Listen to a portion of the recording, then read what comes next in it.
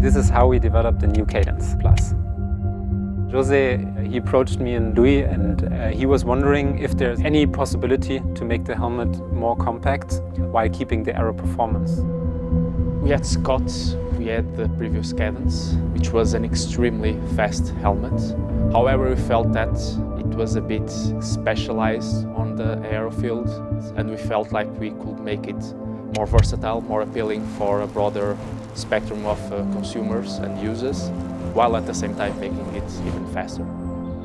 I think nowadays it's like with the bikes, we look at it more holistically, so really from all angles, like how can we create synergies between the padding, the channeling and the outside of the helmet. So we really tried to tackle it from all these directions.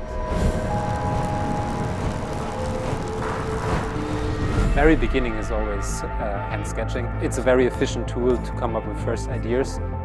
Then later on we will move into 3D sketch models, actually, which is a very early stage of putting things in 3 dimensions on a computer.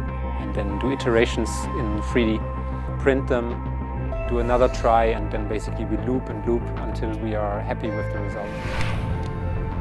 We use some principles that are common to aerospace, automotive, and those principles are general and are carried over from one model to the other.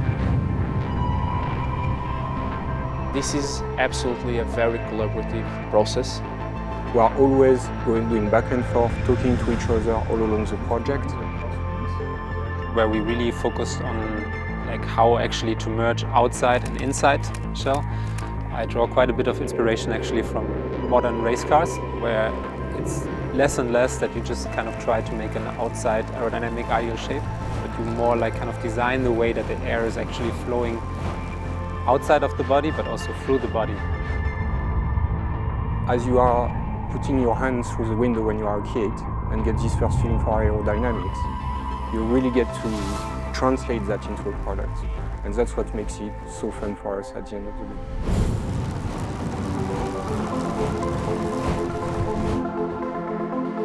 We always go first through the phase of a CFD, so we kind of get a rough clue in the computer already what could show promising.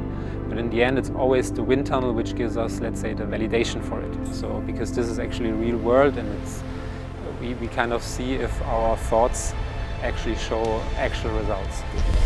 The new shape allows it to be faster than the old Cadence, even without plugs. No matter if you change slightly the position of your head or if you're riding in more crosswind situations, the helmet will just perform better. One of the big points is actually the internal channeling. There has been a really high focus to make sure that together with the ventilation, we are also bringing aero performance. We are using the new MIPS air node system. So this is a new MIPS layer that is way more minimalistic than the previous ones, and this allows us to further open the inside of the helmet.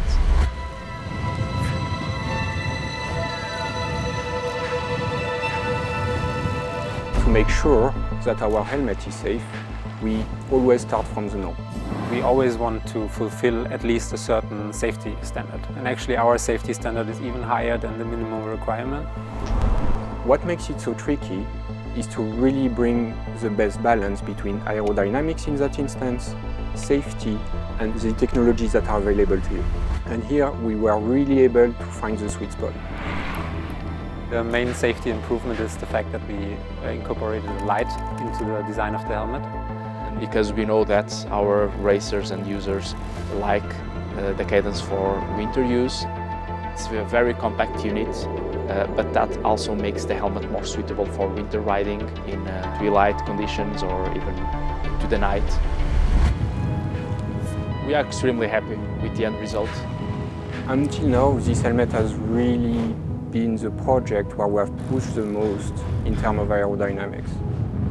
We achieved every single one of the objectives and even surpassed quite a few of them.